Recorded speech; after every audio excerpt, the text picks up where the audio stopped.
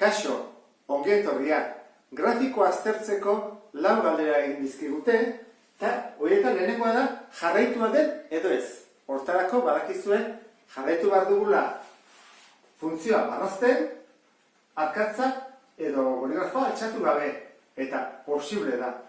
Orduan ez du etenik jarriko dugu, jarraitua bai, bada da.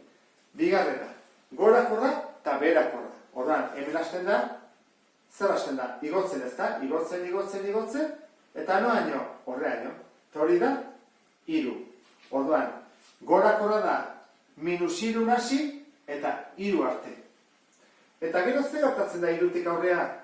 Bazen dela jesten, eta 4an jarretzen du jesten. Eta jarretzen du, noaino, 6 arte. Orduan, 6an, hor, minimo bat dago, orduan, 3tik 6ra, jeste beherakorra da.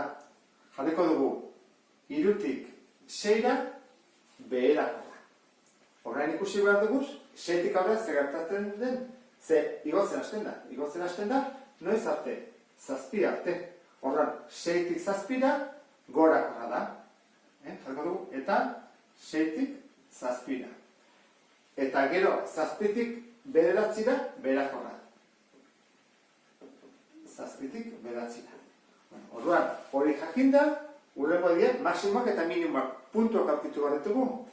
Orduan, lehenengo maksimoa, hemen dago, puntu hortan dago, eta hori da, 330. 330, maksimo bat da. Gero joaten da jesten, hau ez da minimo bat, zer jarretzen du jesten, hau da minimoa, 6 10. 6 10. Hasten egotzen, eta hor dago beste maksimo bat, 720.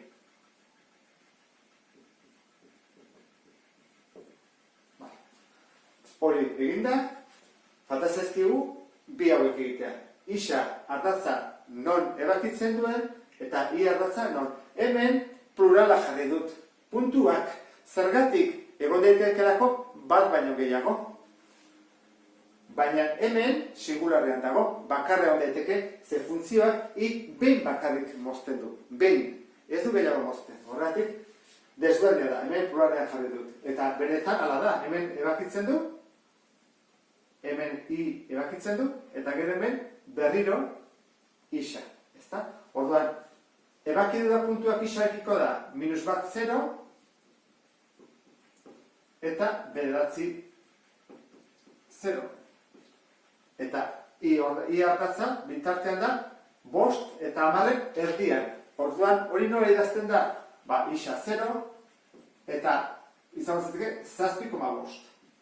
Koma goian jarri dut. Egokiagoa da, koma hau jarri ordez, jartzea zatiki moduan. Jarri bako nuke horrela. 0, eta hemen, era honetan egiten da. Jartzen dut zati bat. Zaten dut bider bi, goikoa eta bekoa. Orduan, zenbakitzailea bider bi, 15. Izendatzailea bider bi, 2. Orduan, egokiagoa da horrela jartzea.